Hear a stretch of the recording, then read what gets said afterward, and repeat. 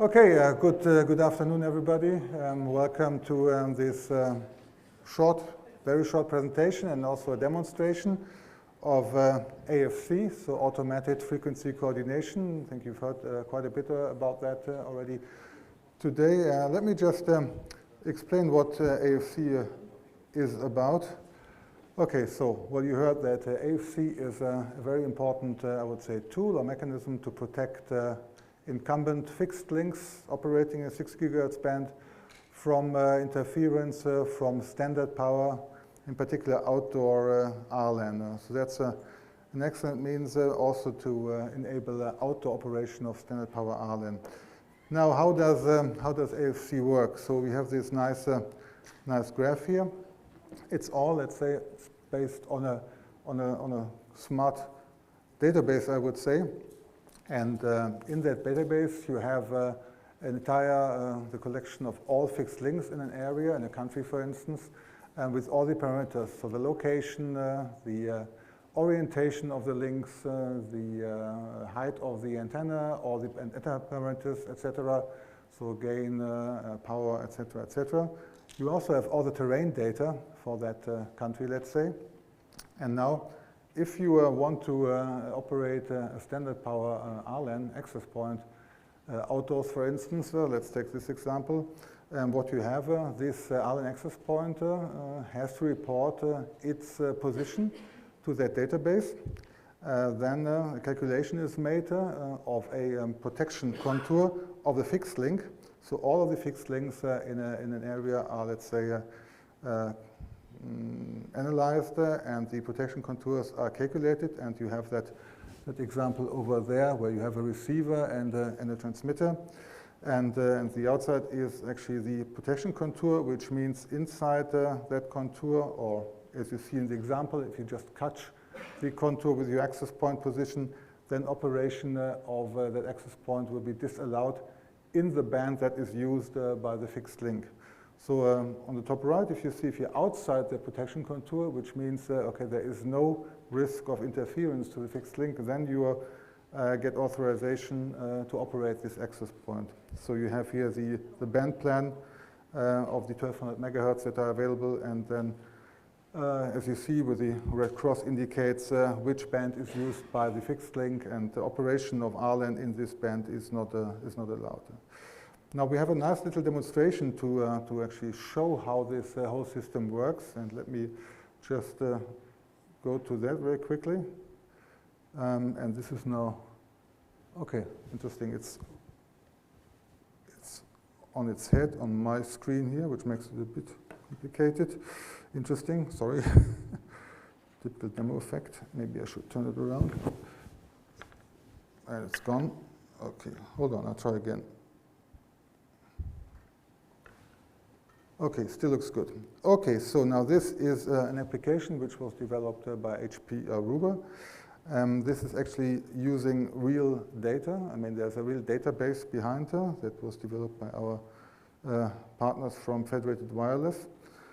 So here we have, I'll just give an example here. So you see the entire band plan on top. Here we have, I think this is the FCC building. Let me see. Yeah. The FCC building in DC. So we just place our access point there. We have some parameters here. It's placed at a height of 100 meters, and it's indoors. So what I can do now is I send an AFC query. I say, okay, I have my access point in this location. I send a query, and what I get back is actually a list of channels that are available or unavailable.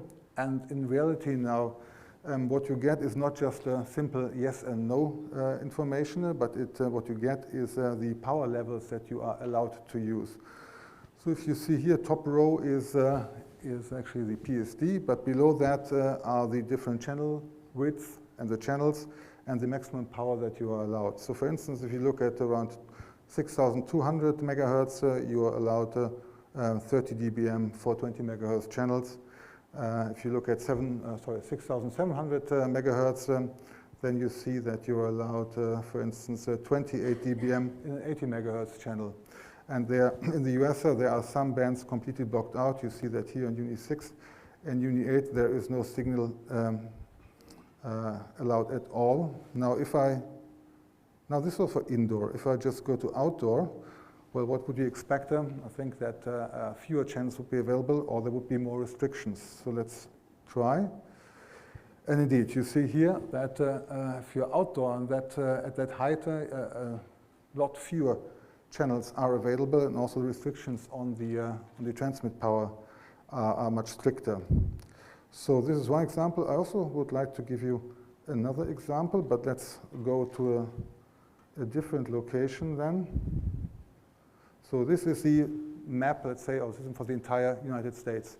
So everything is there, but that's not the only places we have. Let me see. We can also go to, for instance, the Riyadh Winter Wonderland.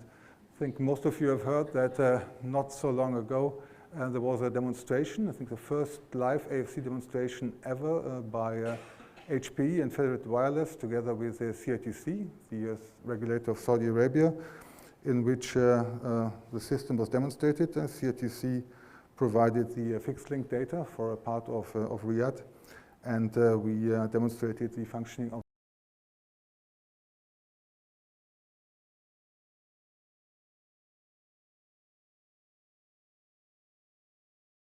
the AFC there. And so we had like 4 clients and access points, and we had an aggregate I think a throughput of approximately 6 gigabits per second with the system on those channels that were allowed. And Riyadh is also quite I would say a difficult location because they have many fixed links here. Let me just have a look here at the situation. If you have an indoor access point with an antenna height, okay, of just 1 meter, well, as you would probably expect, you have all channels available. But if you go to outdoor, if you place it outdoors, probably won't change a lot. But then if you change the antenna height, let me just go to 10 meters. And then send a query. Okay, so the picture changes quite a lot. So then also you see that you have still quite a lot of channels available, also reasonable power levels, but also you have certain restrictions. And the difference to the US is that in Saudi Arabia, of course, the entire 1200 megahertz band is made available for Wi-Fi, not yet for standard power. This was, as I said, a trial, but for that trial and for the sake of that demonstration, the entire 1200 megahertz were considered. Okay, well, that was it on brief. Thank you. If you have any questions on that demo? Yes, please. Less of a question than a comment. Okay, Dave, go ahead. I was just going to mention, I don't know if you said this, I apologize, I came in a little bit late, but this is actually using the Wi-Fi Alliance AFC system-to-device interface protocol, right? And so this is the actual protocol running from your laptop, in this case, to the federated AFC. So these are the actual protocols that the industry has developed. So just a point for everybody. Yeah, thanks, Dave. I didn't mention that. It's important. Okay, good. Thank you.